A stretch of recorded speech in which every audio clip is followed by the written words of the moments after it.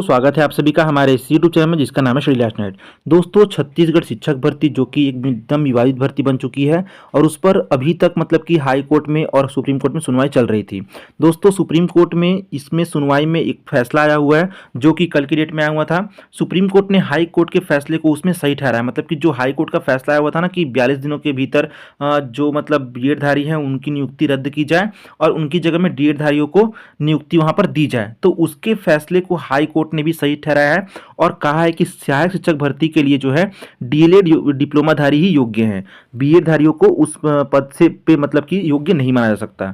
सहायक शिक्षक के पद पर पदस्थ बीएड डिग्रीधारियों की याचिका पर सुनवाई करते हुए सुप्रीम कोर्ट ने कहा है कि बच्चों के गुणवत्तापूर्ण शिक्षा के साथ भेदभाव नहीं करेंगे। दोस्तों देखिए, एक तरफ मतलब कि विषय बाध्यता को खत्म करके गुणवत्तापूर्ण शिक्षा की बात ही खत्म कर दी गई थी छत्तीसगढ़ सरकार के द्वारा, और यहाँ पे सुप्रीम कोर्ट की तरफ से ये कहा जा रहा है कि गुणवत्तापूर्ण शिक्षा के साथ भेदभाव नहीं होगा। तो मतलब कि तो दो तरह की बात हुआ ना कि छत्तीसगढ़ सरकार एक तरफ ये मतलब कि नियम जो था कि विषय बाध्यता होनी चाहिए थी,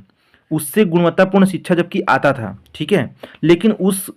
मतलब नियम को खत्म कर दिया गया था और हाई कोर्ट ने भी मतलब कि हाई कोर्ट भी ये बोल रहे हैं कि डीएड धारियों को योग्य माना जाए सहायक शिक्षक पद के लिए, तो फिर तो ये तो मतलब गलत बैठता है ना। और सुप्रीम कोर्ट ही बात करे गुणवत्तापूर्ण शिक्षा का, या तो इसमें सरकार की गलती है छत्तीसगढ़ सरकार की, या तो फिर सुप्रीम कोर्ट जो बोल रहे हैं इसको ये वो लोग पहले से फॉलो करना चाहिए था इस चीज़ को। इस महत्वपूर्ण टिप्पणी के साथ छत्तीसगढ़ हाई कोर्ट के पूर्व के फैसले को सही ठहराया। सुप्रीम कोर्ट ने छत्तीसगढ़ हाई कोर्ट के फैसले के अनुसार कार्रवाई करने का निर्देश राज्य शासन को दिया है। ध्यान रहे कि हाई कोर्ट के इस आदेश के बाद अब असिस्टेंट टीचर की भर्ती में बीएड पास उम्मीदवारों की दावेदारी खत्म हो गई है। मतलब कि जितने भी बीएड धारी जो सहायक शिक्षक बन चुके थे, जिनको ज्वाइनिंग दे दी गई थी, उनको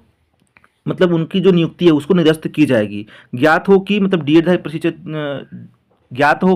डीएलएड प्रशिक्षित अभ्यर्थी विकास सिंह युवराज सिंह ने ये याचिका लगाई थी जिसमें उनको मतलब कि ये सुनवाई के बाद फैसला मिला हुआ है। दोस्तों यहाँ पे छत्तीसगढ़ की जो कांग्रेस सरकार थी, है ना, भूतपूर्व कांग्रेस सरकार थी, जो उन्होंने बहुत बड़ी गलती की है। इसके कारण जो टीचरों का मतलब कि जो नए नए टीचर नवनियुक्त टीचर थे उनका बहुत बड़ा नुकसान हुआ और साथ साथ जितने भी बीएड धारी है उनका भी बहुत बड़ा नुकसान हुआ है जो कि नियुक्ति पा चुके थे। दोस्तों अगर मान लीजिए उस समय से ही ऐसा अगर नियम होता तो बिल्कुल ऐसी मतलब स्थिति नहीं बनती कि सरकारी नौकरी पाने के बाद भी लोग बेरोजगार हो रहे हैं, है ना। मतलब कि 3500 लगभग जो डीएलएड धारी थे, है ना, उनकी जगह पर इनको नियुक्त किया गया था सहायक शिक्षक पद के लिए, तो उतने अभ्यर्थी जो है वो तो बेरोजगार हो जाएंगे, उनके बारे में कोई सोचने वाला है भी नहीं। तो अगर मान लीजिए कोई भी नियम लाया जाता है तो उसको शुरू से लाया जाना चाहिए, उसको बीच में नहीं लाना चाहिए। और अगर मान लीजिए गुणवत्तापूर्ण शिक्षा की बात अगर की गई थी तो विषय बाध्यता को खत्म फिर क्यों किया गया, ये भी बहुत बड़ा क्वेश्चन होता है कि अगर मान लीजिए आज की डेट में गुणवत्तापूर्ण शिक्षा देखा जा रहा है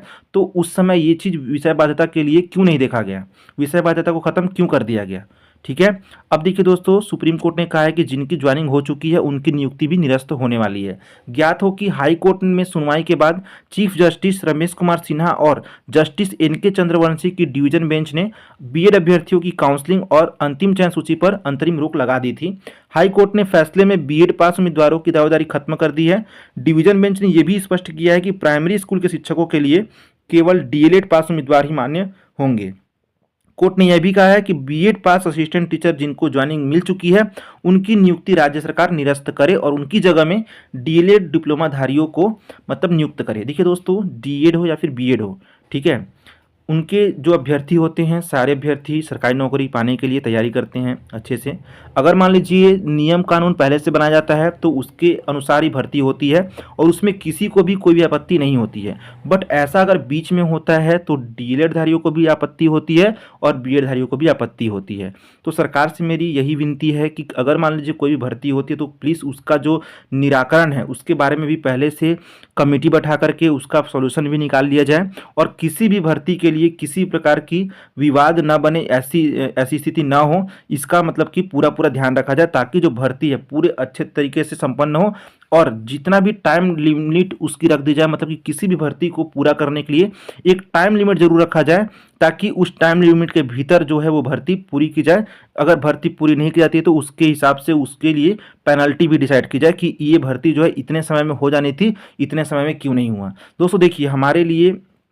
मतलब जो अभ्यर्थी हैं उनके लिए कोई भी टाइम ड्यूरेशन नहीं होता कि भर्ती कब आई है, कब खत्म होनी चाहिए, ऐसा कुछ नहीं होता। बाकी अगर हम लोग सारी चीज़ें देखें, टेंडर देखें या फिर मतलब चुनाव देखें या फिर परीक्षा देखें, मतलब कि सबका टाइम लिमिट मतलब होता है। लेकिन ये भर्तियां जो होती हैं, सरकारी नौकरी की भर्तियां निकलती हैं, इसका कोई टाइम लिमिट नहीं होता और इसमें 3 साल, 4 साल, 5 साल तक भी लग जाते हैं, जिससे अभ्यर्थियों का बहुत बड़ा नुकसान होता है। सरकार मान लीजिए दोस्तों बदलती है या फिर मतलब कि नियम कानून बदलते हैं, तो सबसे बड़ा उसमें नुकसान किसी का होता है, तो वो अभ्यर्थी होते हैं जो उस समय तैयारी कर रहे होते हैं। क्योंकि दोस्तों देखिए, समय बार बार लौट के नहीं आ सकता है। अगर मान लीजिए आप लोग का 5 साल बीत गया है, तो आपका उम्र भी उसके हिसाब से बढ़ जाएगा और आप लोग पिछले उम्र में जा करके फिर से तैयारी नहीं कर सकते, क्योंकि उम्र के हिसाब से ही हमारी मानसिक जो मतलब स्थिति है वो भी डिपेंड करती है ना। हम लोग उतना अच्छे से तैयारी नहीं कर सकते 28 वर्ष की उम्र में, जितना हम लोग 24 वर्ष की उम्र में कर सकते थे। तो दोस्तों ये जो गैप है, ये बहुत बड़ा गैप है और ये इसमें सरासर गलती जो होती है राज्य सरकार की और जो नियम कानून बनाने वाले हमारे अधिकारी हैं उनकी गलती इसमें होती है। तो दोस्तों वही मेरी सरकार से विनती है कि ये वीडियो को ज़्यादा से ज़्यादा शेयर करें, ताकि ये वीडियो जो है सब तक मतलब फैले और जो ये मतलब कि नियम कानून बनाने वाले अधिकारी हैं वो लोग थोड़ा सा मतलब ध्यानपूर्वक बनाएं, ताकि ये जो मतलब गलतियाँ होती हैं वो गलतियाँ किसी भी भर्ती में ना हो और सभी अभ्यर्थियों का भला हो और सभी अभ्यर्थी समय पर तैयारी करके आराम से सरकारी नौकरी में लग सके। ठीक है दोस्तों, तो दोस्तों मिलते हैं नए वीडियो में नए अपडेट्स के साथ। Thanks for watching this video.